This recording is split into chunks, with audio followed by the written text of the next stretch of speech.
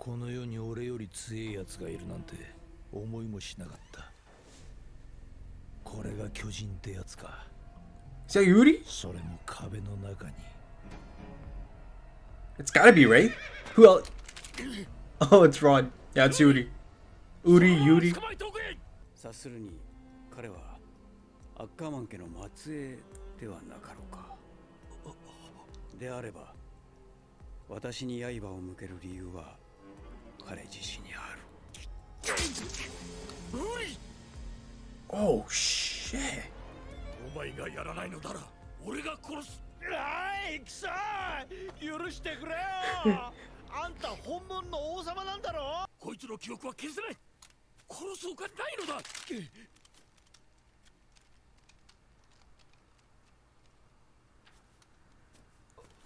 我々がアッカーマン一族にもたらした迫害の歴史を考えれば君の恨みはもっともだ。だが私は今死ぬわけにはいかないんだ。Whoa. どうか許してくれ。こんな小さな壁の中にさえ楽園を築けなかった愚かな私を。あれほどの力を持った王が Yeah, そ that's の相手に神戸を垂れ上がる。それ以上に自分の中の何かが大きく揺らいだのを感じた。晴れて青空の下を歩けるようになったわけじゃねえが。ah, okay. So he still stayed down there. クシェル。ああ、オランピアのことなら、 shit. だいぶ前に病気をもらっちまってからフリモンになってやせん。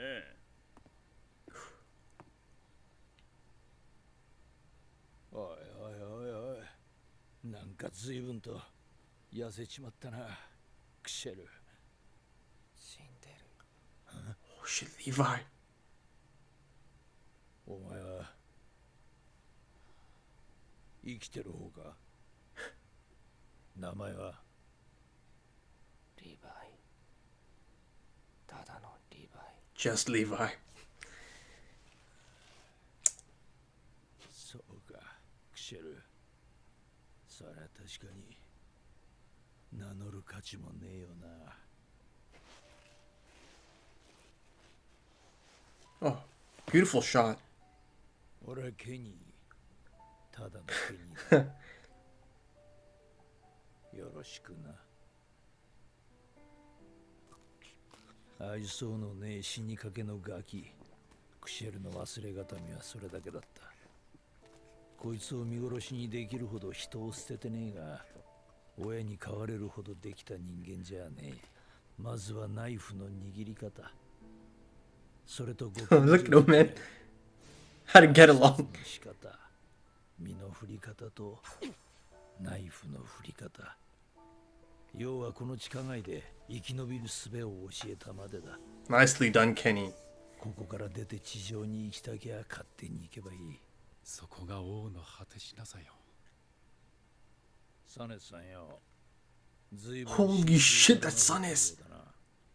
だから俺はどんな仕事もこなしていける。お前は違うのか。 It makes so much sense なぜ now. 王の元に下った？この力はロードの子たちに引き継がれる。私はその子らの記憶の中で生き続けるだろう。それはどういうことだ。力が引き継がれるだって。ケニー、この世界はそう遠くない未来、必ず滅ぶ。そのわずかな人類の黄昏に私は楽園を築き上げたいのだ。滅ぼし合うほかなかった我々を友人にしたものは一体何だ。暴力か。知らねえ。 Oh, beautiful. ただお前にバカでかい腕でつまみ上げられなければ、俺はお前の頭にクソ That's my thumbnail right there. それでも私はあの時の奇跡を信じている。奴とは最後まで同じ気分にはなれなかったが。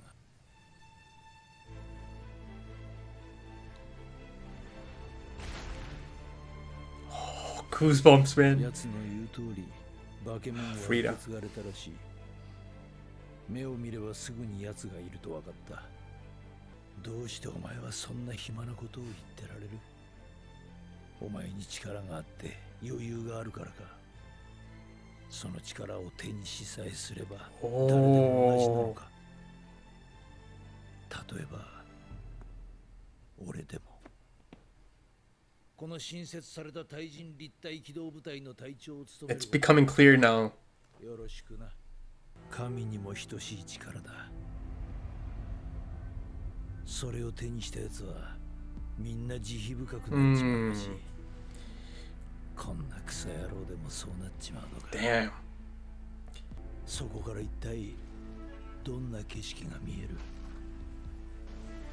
Now that's a question, 俺のよ Kenny. うなクズにも From their point. 本当にお前と対等な景色を見ることができるのか。ケニー、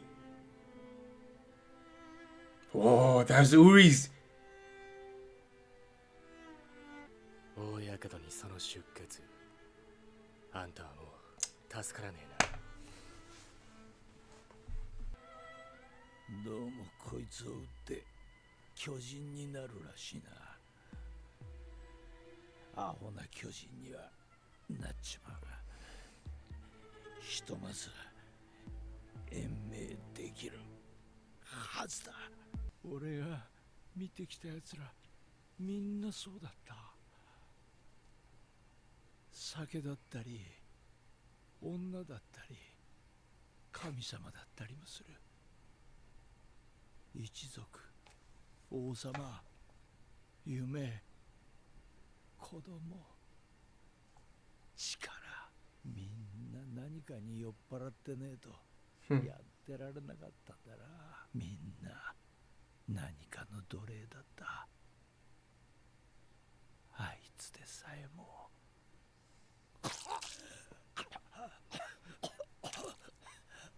Fuck, man.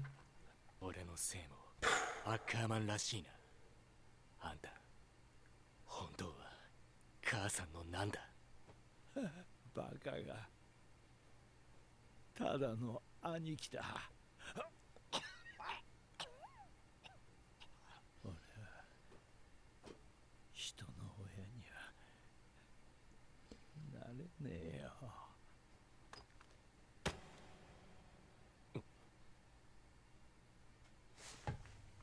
Ah, shit, man.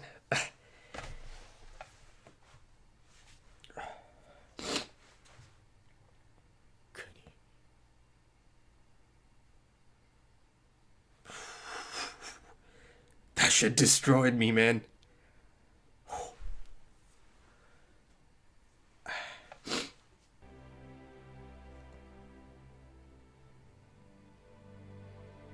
Dude, the framing of the shots in this episode, gorgeous, man. There's so many fantastic shots in this episode. Like, they really stuck out this episode. Shit. Whoa. 殴った後でこう言ってやればいい。殴り返してみろって。お前な、別に恨んでねえなら。 Look at Connie and Sasha. こうでもしないと女王なんて務まらないよ。いいぞ、一人や。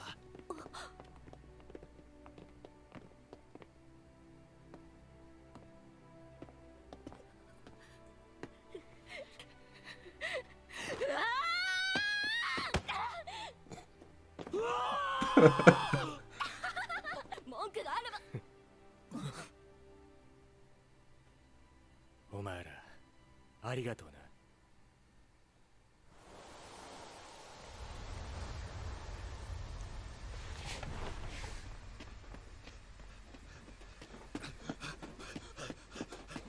Holy shit.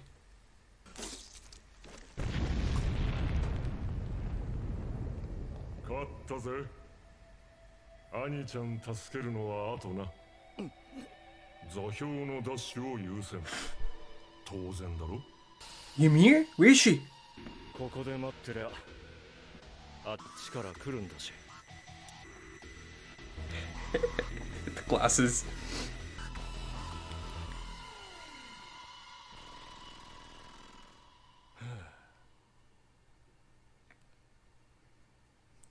That's Grisha's brother. I'm gonna stick to it, man. He even has like the mullet, you know, the hairstyle. Similar hairstyle as well. But Ymir though, man. Is she just, you know, I guess they didn't show her in the shot and she's just off, you know? Or is she dead? I hope not, man. So like they met up. I guess they haven't left. They've just been down in Maria this whole time. Right then. So I think that was the best episode of Attack on Titan. I really do think so. I think that was the best episode of Shingeki. You know, that was deeply affecting, thought-provoking, and at times profound. You know, it was absolutely exceptional in its delivery and structure, right? And it was tremendous from a visual standpoint. Oh my god. And, you know, the music, the incredible music continues to be, you know, one of the standouts of the show, of the series. And it was utilized here to perfection. I really do think that was, you know, a standalone masterpiece of an episode. Yeah, man. Again, you know, it was some masterful use of backstory, right? You know, powerful revelations can come from backstory, right? Previous significant events can be, you know, previous significant events in the lives of these characters can be revealed at, you know, critical moments, right? To create turning points, right? And provide more context and change our perception of something, right? Of a person or character or situation. You know, this episode exemplifies why I love flashbacks so much. Because, you know, flashbacks done properly are such an enormously powerful tool, right? In storytelling terms. So, you know, Isayama has that on lock. Most impressive. Everyone was drunk on something. Everyone was a slave to something. Wow. Yeah, that was so accurate, right? He was spot on about that. And, you know, I instantly started asking myself that question internally.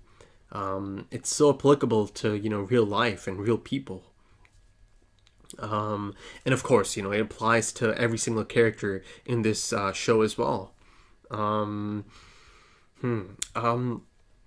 It was interesting that they used the term drunk, because being drunk usually means that you're gonna end up behaving in an improper manner, right?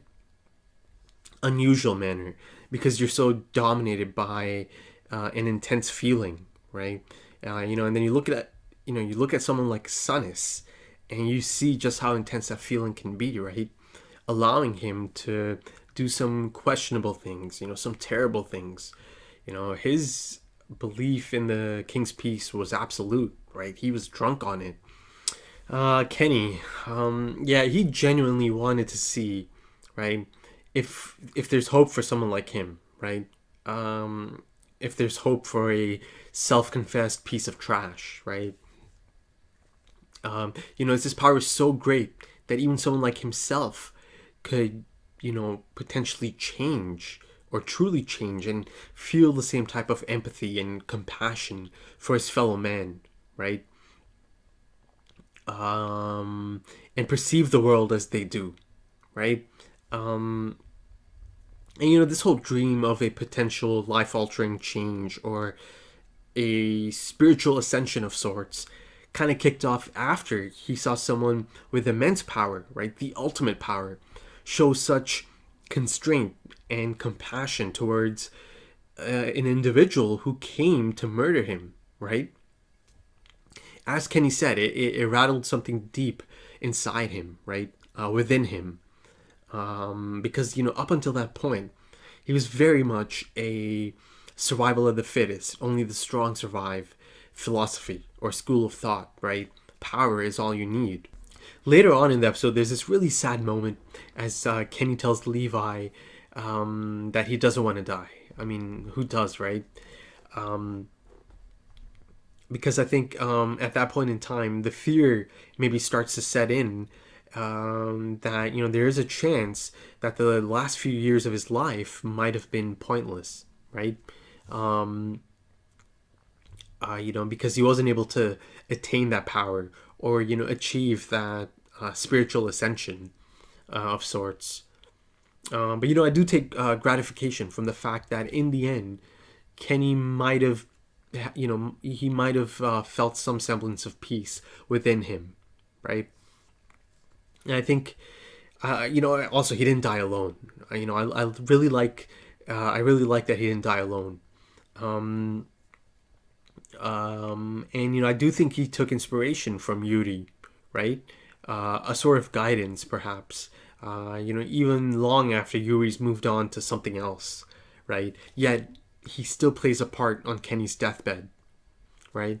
So in a final selfless act, his parting gift to Levi is monumental. It is, you know, even in death, he might be responsible. He might end up being responsible for a seismic shift. Because, you know, that Titan transformation serum could end up playing a substantial role in this story, right? And, you know, he decides to give it to Levi, someone he certainly cares for, right? And, you know, it's a bit similar to Yuri, right? Because, you know, Yuri also knew that there are things much bigger than him, right? And, you know, he does pass on the founding Titan, and, you know, and kind of like sacrifices himself. So yeah, man, this this could end up being a major turning point, you know. Them having the serum, or Levi having the serum.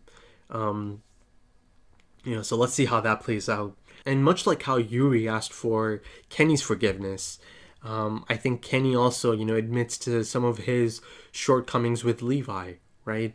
You know, Levi asked him, you know, why he left him on that day. And you could tell that, you know, Kenny leaving him on that day might have had some sort of lingering effect on Levi.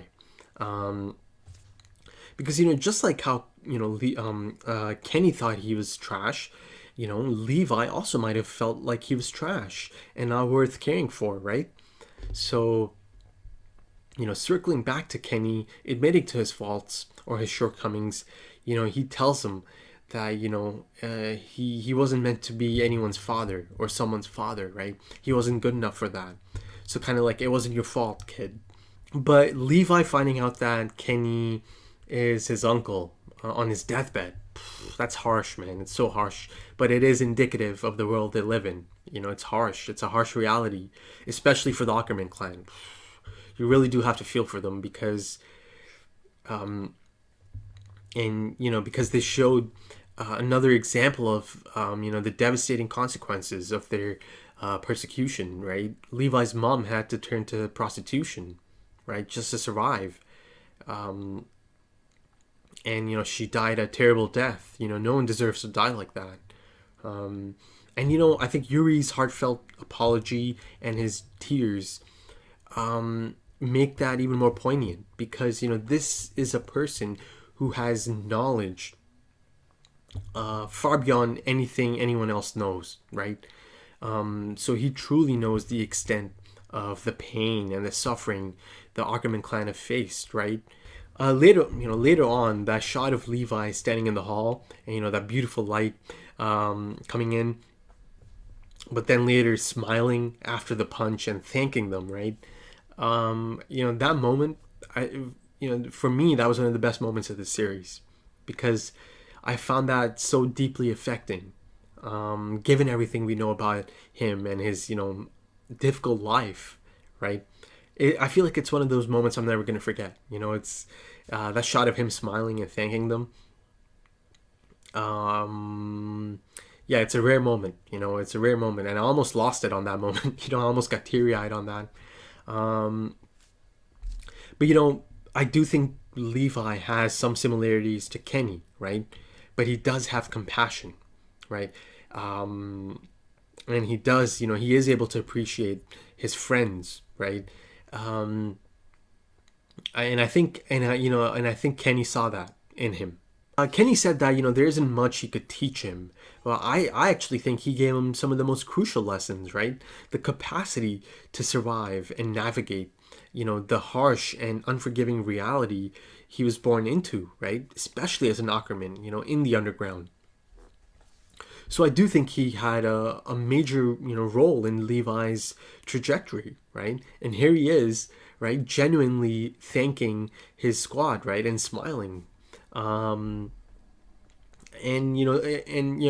on that, this anti-personnel control squad, this group was like done. They were so over all of it. They were disenfranchised, directionless. The blonde thought it was all just pointless, right? Kenny gave them a purpose. Kenny gave them a direction. Kenny gave them a dream to follow or a cause to get behind. And I think it takes a leader of men to unify so many disenfranchised people, right? So, Kenny did make some connections, and he did have some semblance of compassion, I think. All right, so let's move on to Yuri. This is so exciting because it's such a rare chance to see a royal blood holder, or, to hear from a royal blood holder of the Founding Titan, and to see their mannerisms, right? Yes, they showed me Frida, right, earlier on in the season, but that was just kind of like here and there, right, fragments. This was a comprehensive look at, a holder, a royal blood holder of the Founding Titan.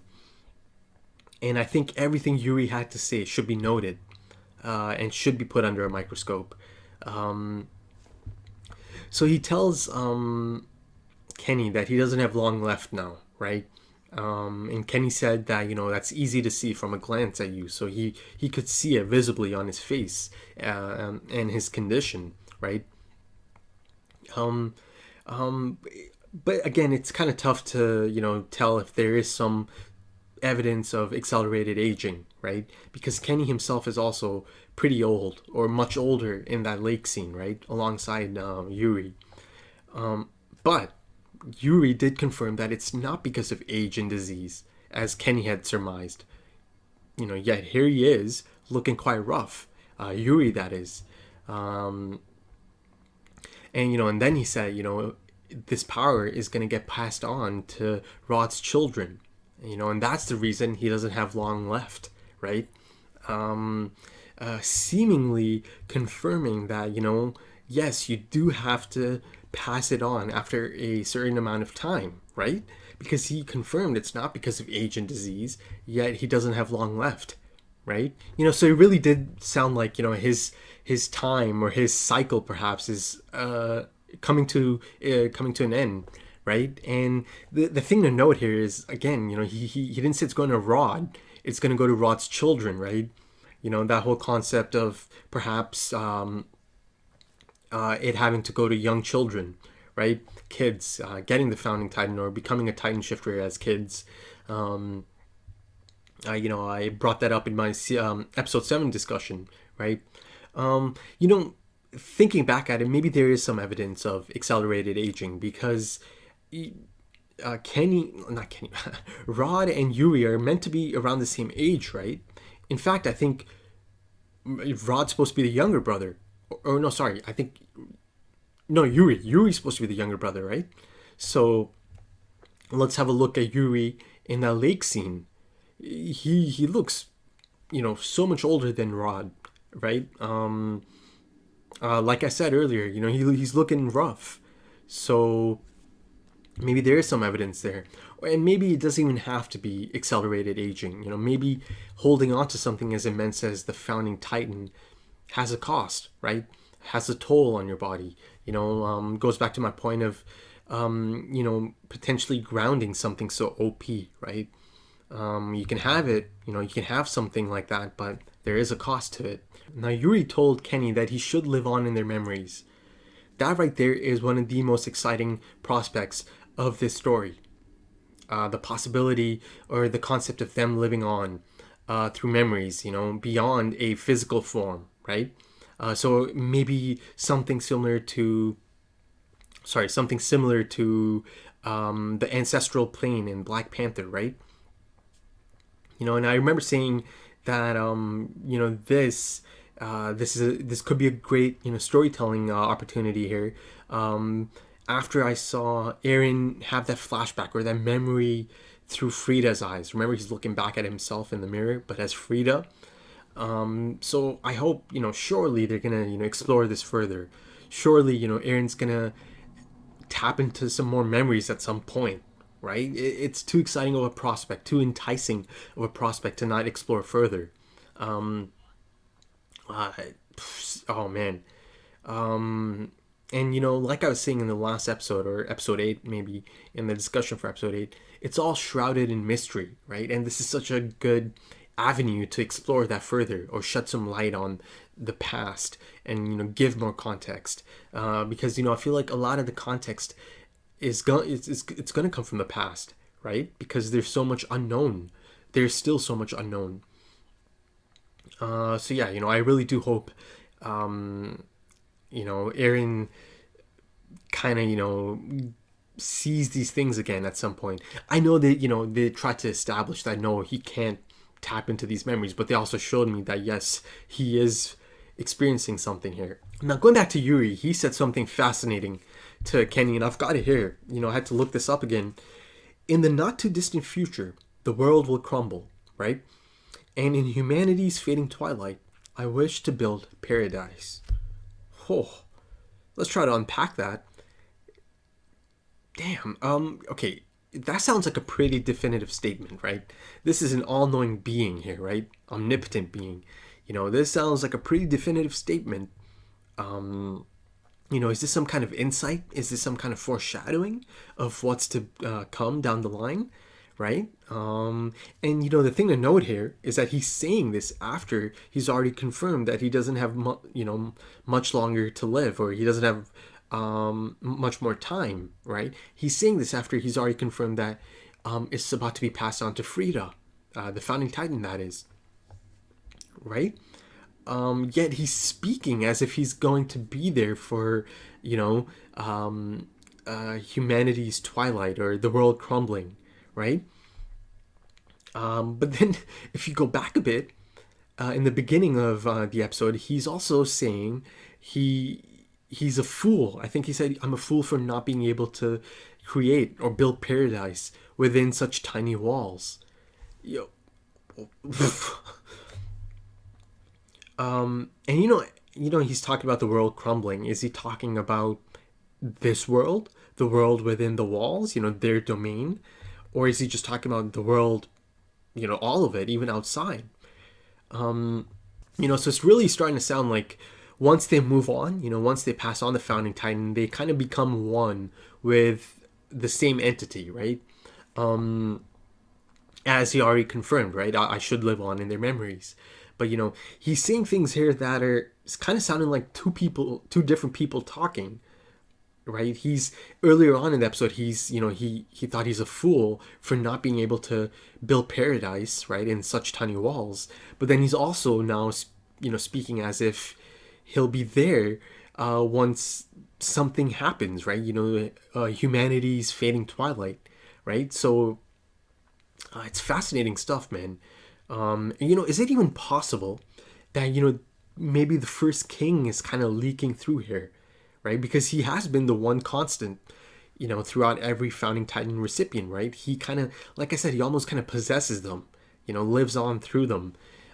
So again, there's a lot of possibilities, a lot of, exciting, things that could come out of all of this. And I'm, really looking forward to it all. Fascinating stuff, man. Yuri did say that his friendship, him and Kenny's friendship is a miracle. And I believe that. And I do feel like I'll be talking about their relationship once again, in the future at some point. I feel like it might have a role to play down the line. But let's move on to that final scene. As I'm all emotional and happy, boom, this final scene kicks in, and it's Reiner who seems to have absolutely, gotten his ass kicked. Like, he took a beating, a proper beating. Like, his armor was like smashed to bits, and there's like this, puncture in his chest. This Beast Titan, he's not a joke. he's not a joke, not at all. So it looks like they were fighting over, different priorities, right? Reiner and I'm assuming Bertolt as well felt that they should go get Annie first, and the Beast Titan felt that it should be retrieving the coordinate, as it should be, right? Because that was their mission, and meaning they defied orders, right? And I think it's safe to assume at this point that he is the higher ranking official here, right? Given the things they showed me in season 2. And speaking of Annie, at what point is she going to be reintroduced back into the story? And what kind of role is she going to play, right? But I think that's even beyond the basement at this point. Who knows? I'm sorry, I meant her reintroduction is probably beyond even getting to the basement. Now it does appear that the Beast Titan, or the shifter in the Beast Titan, was briefed about Eren, because he did say the coordinates should come to us if they just wait there, right? So he knows that Eren is the coordinate, or has a coordinate, or is the founding Titan, right? And in extension to that, Reiner and Bertolt know about Eren's basement and the importance of Eren's basement, because they were at that scout recruitment speech the commander was giving, right, in season 2. So they know all about that. They might not know the location of his basement, but they know there's something going on, right? So Eren's gonna show up at some point. Okay, now all of that aside, Ymir, is she just not in the shot? She just might be off to the side. Is she dead? Is she already dead? Oh man, did they take her back to home base and then return? All depends. I'm not even sure how far home base is. But I'm showing a lot of concern, but I do have to prepare myself, because she did return, with the intention of, giving back the power she borrowed from Marcel, right? So yeah, I have to prepare myself for that, because she's ready to give it up, and to give it up, you have to kind of get consumed by a Titan so they can take the time shifting ability. But even that, that being said, even then, I do hope to see her at least once more, if that is the case. Surely that wasn't the last time I saw her, in the season 2 finale. I certainly hope not. But yeah, I think that's a good point to end it. Fascinating episode. Like I said, it's the best episode of the series. I really do think so. Now I'm interested to find out if others have the same opinion of this episode.